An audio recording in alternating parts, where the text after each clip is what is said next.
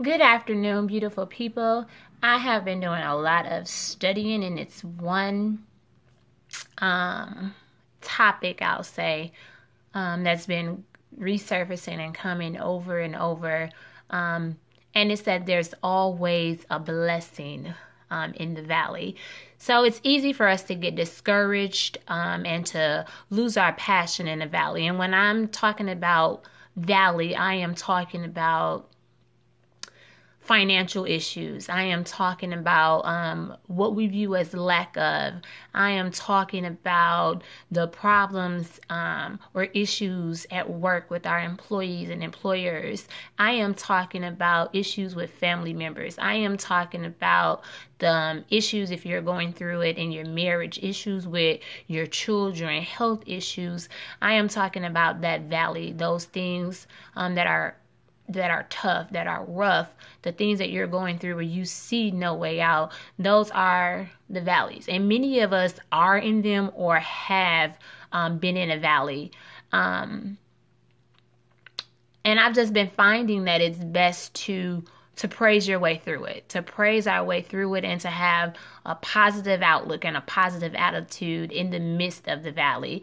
I have found that God won't wait till you're out. He'll bless you right where you are. He will bless you in the midst.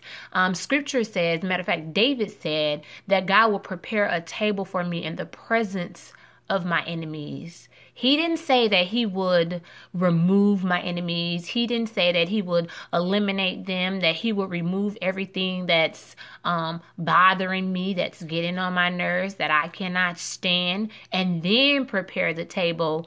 No, he said in the midst of the trouble, in the midst of the valley, that he will prepare the table for us. So he doesn't have to deliver us from it. He delivers us right in it.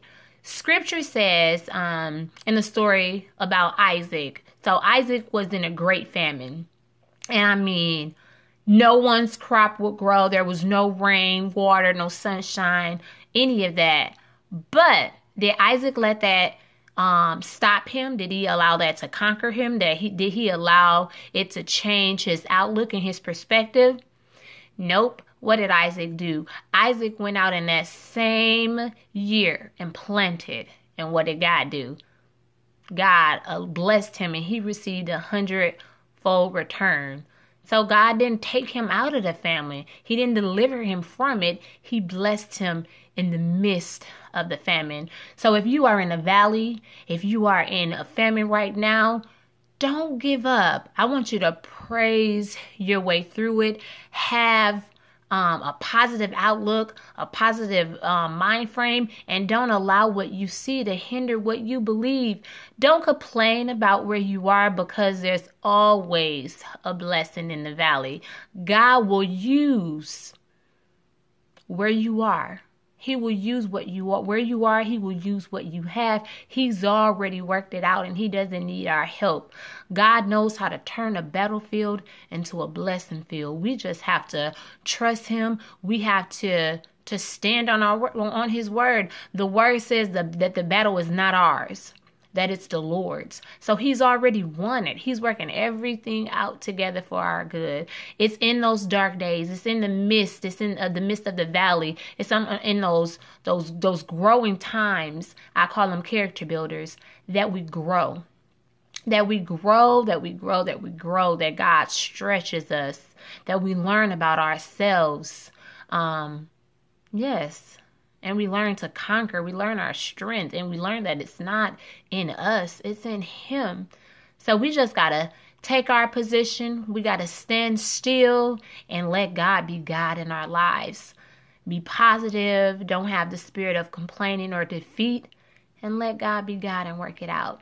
So if you're going through a famine, if you are in the valley, I want you to stand tall. Position yourself. I want you to faith it till you make it.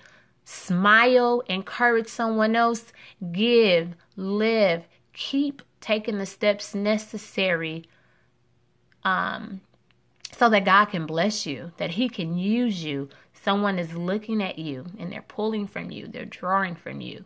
So always be mindful and know that there's always a blessing in the valley. God is working everything out together for your good. I love you. I want you to have a blessed and prosperous day.